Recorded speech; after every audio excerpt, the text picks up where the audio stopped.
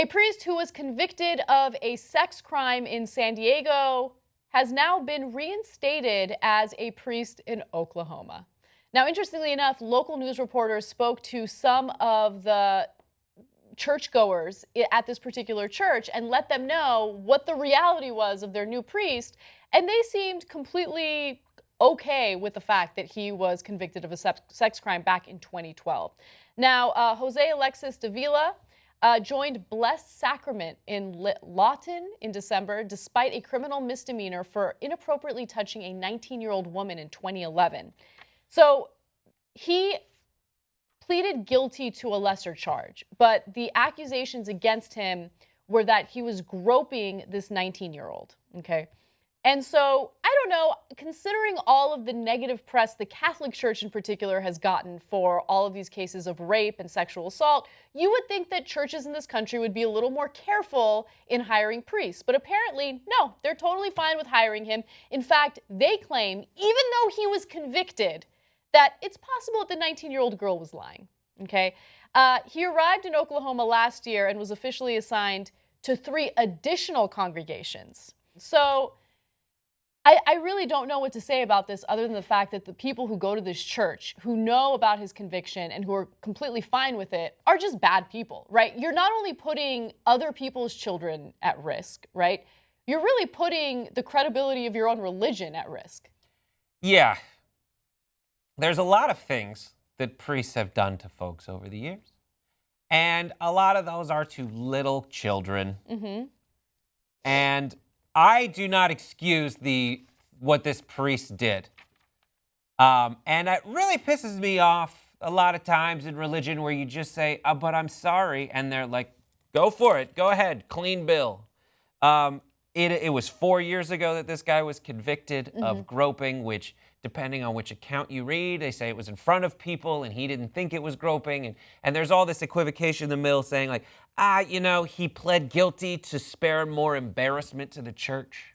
On the one hand, I want to say, why don't you spare a ton more embarrassment to the church and just find something else to do? Yeah, find someone else to hire as a priest. Throw in the cloth, throw in the alb and move on.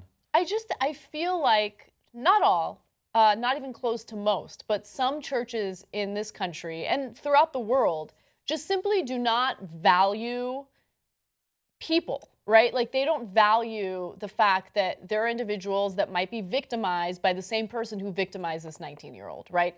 The same religious leaders that cover up the sex crimes that are committed by their priests and their pastors and their religious leaders. It's upsetting. And what I don't really understand is how there could be a scandal as large as that Catholic, rape scandal, and people still believe. They think that it's a few bad apples, but it wasn't a few bad apples. It was a systemic issue within the Catholic Church. And in this case, this isn't necessarily part of the Catholic Church, but it shows that it is a widespread problem among religious institutions throughout the country. We need to handle it, not deny the claims made by the victim. And these aren't just claims at this point. Again, he was convicted. Right, so it is in the law you can say that he did this. Right. Yeah, I get it. The optics on it are terrible for the Catholic Church. Like, it's so stupid. Is it worth this?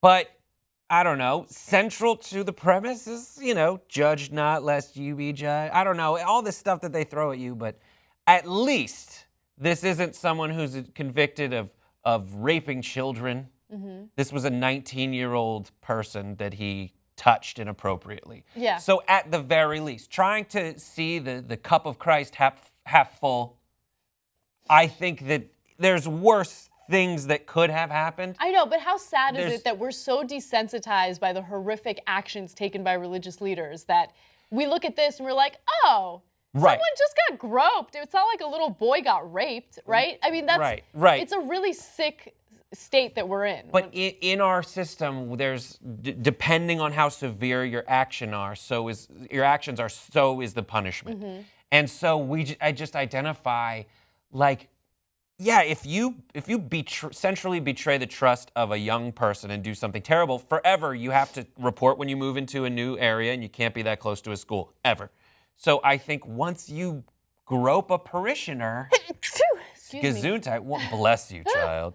Once you grope a parishioner, no longer can you have parishioners, no matter what the misunderstanding is. And there's other, in your mind, the misunderstanding is, and there are other roles you can take. That's the problem, is the idea of impunity in the clergy, that there's never going to be like a definitive negative consequence. The story that all these people who are convicted of raping children just get put in a nice little happy place where they can sit around and be with each other. Yeah. Like, no, there need to be consequences. And I don't think asking that this person who groped a parishioner be withheld from having parishioners is too big a thing to ask.